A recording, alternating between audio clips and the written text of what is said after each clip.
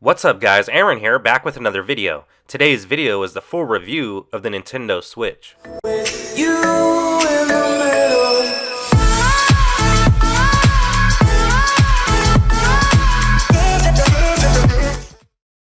Welcome back, and before we begin the review, I'd like to quickly mention that I'm giving away a Nintendo Switch. I will have that video linked down below. I've also uploaded videos on the Pro Controller as well as the Legend of Zelda Breath of the Wild Special Edition.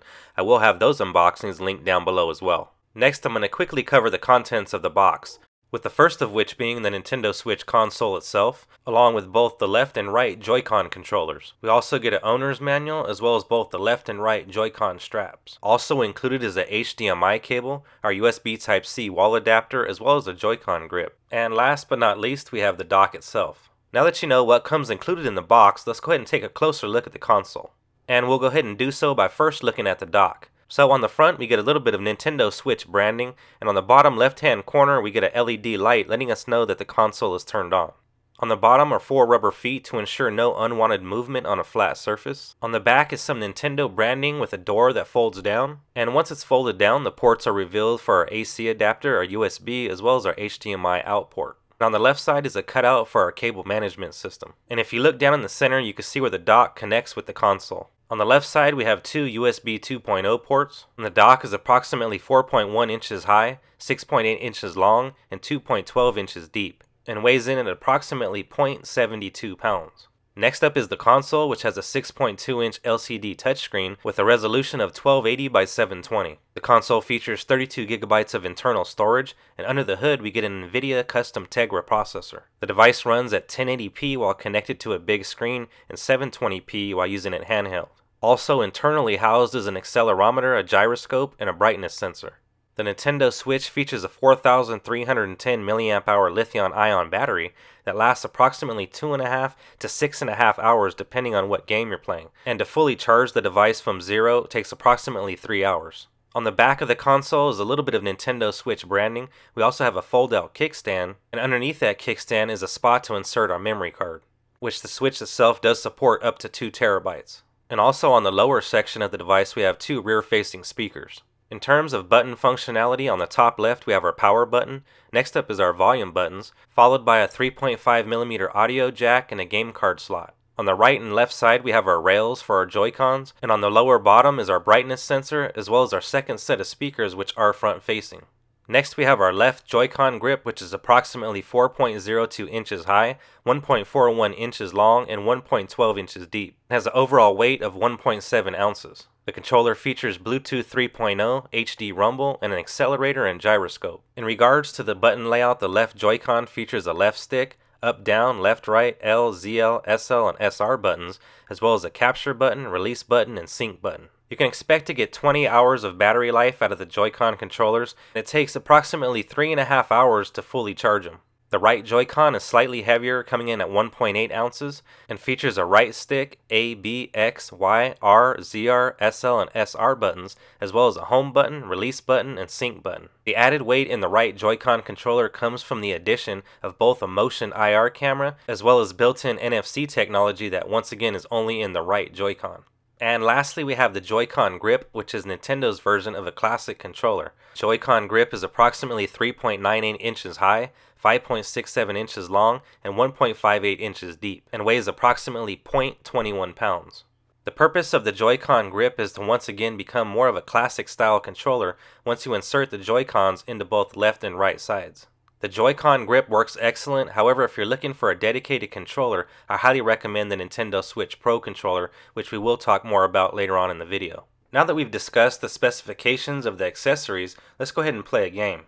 Powering on the device for the very first time, we're presented with a screen that lets us know that we need to attach both the left and right Joy-Con controllers.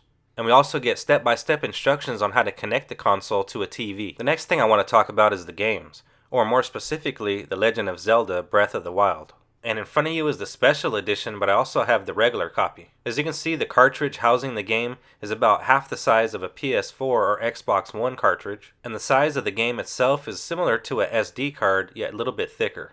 To begin playing, we'll insert the game into the game card slot located on the top of the console. Now before we actually start playing The Legend of Zelda Breath of the Wild, let's go ahead and take a closer look at the operating system. We have a series of icons representing different folders for us to access. The first one is News, which is going to give us a news feed of all Nintendo Switch news. Tapping the next icon presents us with our profile, which by the way, my name is Aaron if you want to add me. And just a quick side note, look how big and spacious the keyboard is. Once you've successfully created your profile, you can then go to the Nintendo eShop, which will then allow you to purchase Nintendo Switch games. And on the left, we have 3 categories to choose from: recent releases, coming soon, as well as a spot to enter a code. Another cool feature of the Switch is that you're able to capture a screenshot and then post it on social media. To capture a screenshot, just press the bottom button on the left Joy-Con. Which brings us to our next category in the operating system, and it is the designated area for screenshots. And once the icon is pressed, you'll have access to all your screenshots, which in my case I only have one. Tapping the next icon will allow you to change the grip order as well as pair new controllers. The next icon is our settings, which allows us to place the device in airplane mode. We also have the option to change the screen brightness, screen lock, along with our parental controls, internet and data management, along with users, me, amiibo, themes, notifications, sleep mode, controllers and sensors, TV settings, and system. And all mentioned categories are pretty self-explanatory. And the last icon in the operating system allows you to enter sleep mode. To fire up the game that we have loaded in the device, all we need to do is tap on the Zelda icon. Now I began playing The Legend of Zelda in console mode on my big screen TV, and all I had to do was remove the console from the dock to play in handheld mode.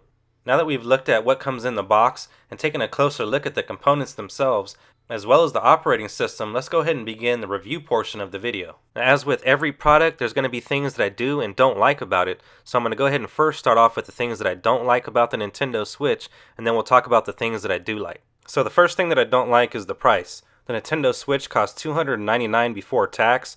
$299 might not seem like that steep. However, in terms of graphics, games, and processing power, the Switch doesn't compare to something like the Xbox One or the PlayStation 4, which is priced around the same price point. However, it's difficult to compare the Switch to those consoles, as Nintendo has always chosen to create more simplistic style consoles. And Nintendo just has that different feel than the PlayStation and the Xbox One have. I think the Switch should cost around $199 instead of $299, so the price is the first thing that I don't like.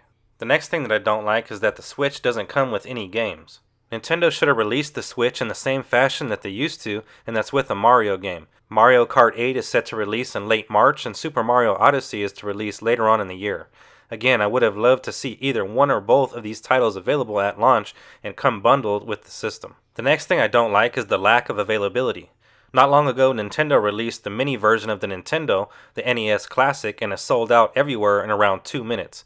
Now, although the Switch isn't quite as scarce, there definitely is not that many available, and I personally had to stand in Walmart for the midnight release for around 3 hours, and I was able to grab 2 of the Nintendo Switches, along with the Pro Controller as well as the Legend of Zelda Breath of the Wild Special Edition. I was second in line, and the guy in front of me was there for around 8 hours before me, and there were around 30 people behind me. Although it wasn't that bad, it would have been cool to see enough systems to go around at launch. The last thing that I don't like is the lack of games available at launch. Only 18 games were available at launch, with The Legend of Zelda being the only game that really feels polished and complete. Again, I would have loved to see a Super Mario game available at launch. Now that we've talked about the things that I don't like, let's talk about the things that I do like.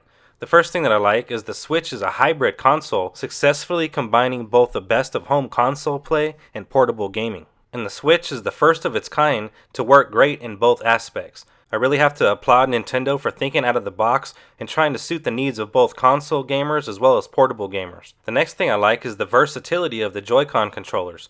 There's 3 different ways to use the Joy-Con controllers. The first way is to attach them to the sides of the console to form a handheld portable device. The next way is to attach the Joy-Cons to the Joy-Con grip, which results in a more traditional style controller. And lastly, they can be used like Wii-style remotes, utilizing motion capture.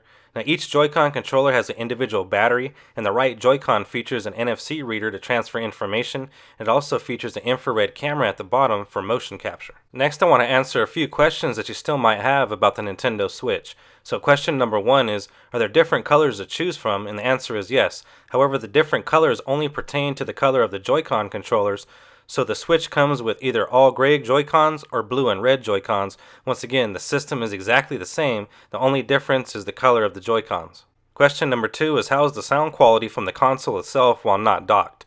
The answer is the device features both front and rear facing speakers, which create great sound and give off the impression of surround sound. The speakers sound clean and crisp, even at high volume. Question number 3 is how's the battery life? The Switch gets anywhere from 2.5 to 6.5 hours of playback depending on the game that you're playing and how graphic intensive it is. The device also takes 3 hours to get fully charged from 0%. Question number 4 is does the console get hot while playing in handheld or TV mode? And the answer is no, and that's thanks to some very quiet internal fans. Question number 5 is how responsive are the Joy-Con controllers and the Pro controller? Both the Joy-Con and Pro controllers work excellent and display zero latency. The Joy-Cons are comfortable and the Pro controller is extremely accurate, with both showing great responsiveness. Question number 6 is how sturdy are the Joy-Cons when attached to the console? The Joy-Cons make a satisfying clicking noise when connected. As long as you can hear that click, then you're properly connected and they feel extremely sturdy. Question number 8 is what accessories are available? Both Nintendo and third-party sellers have released some pretty cool accessories so far, with the first of which coming via the special edition of The Legend of Zelda Breath of the Wild game, and that's a very nice hard-shell carrying case. Now if you're going to take your Switch outdoors, which let's be honest everyone's going to, that's half of the fun, you're going to want to pick up a carrying case for the device. This particular carrying case has some very nice artwork. It also has a specific section for not only your Nintendo Switch, but also for some games and your USB Type-C charging cable. The second accessory that's available is a screen protector, which works great to protect the screen from scratches. The third accessory is going to be a memory card, which the Switch supports up to 2 terabytes of expandable memory. The fourth accessory is a backup battery. The Switch is fun to take with you everywhere, however you need to make sure that the device stays charged until you're back around a charging outlet. And lastly is the Pro controller. Although the Joy-Con controllers work great, I highly recommend purchasing the Pro controller. The Pro controller is expensive with a price tag of $70, however it definitely works great and comes highly recommended. And lastly, my final thoughts. The Nintendo Switch was released on Friday, March 3rd, and ever since I haven't been able to put it down. Now being able to play on a big screen then immediately start playing on the go is probably the coolest selling point of the console. The overall build quality of the device is excellent, and I like that it utilizes a USB Type-C charging method. The screen has excellent color saturation and brightness with great contrast ratio and off-axis viewing. The console outputs 720p when used as a portable device and 1080p when docked and used in TV mode. You can also use the console as a dedicated monitor by using the fold-out kickstand with the Joy-Con controllers detached. The battery life is reasonable for a portable device, and I'm really excited to see Super Mario Odyssey and Mario Kart 8. Now the final question that you might be asking yourself is should I buy the Switch now or wait until there's more games and the price of the system goes down? And at the end of the day that's a personal decision. However, for me I'm extremely happy with the Nintendo Switch. I think it's the ultimate hybrid gaming system. The Nintendo Switch gets a 10 out of 10 and an official Review the Best seal of approval. With that being said, I highly recommend it to everyone out there. I've uploaded a couple other videos on the Nintendo Switch, including a video covering the Pro controller, and I'm also currently giving away a Nintendo Switch. Those videos will be linked down below. Anyways guys, that's going to do it for me in this video. If you have any questions that I didn't answer in the video, make sure to leave them down in the comments section below. Also, don't forget to drop a like, share, and subscribe to the channel. I'd like to take this opportunity to thank you guys for watching. As I mentioned earlier, my name is Aaron, and I'll see you guys on the next one.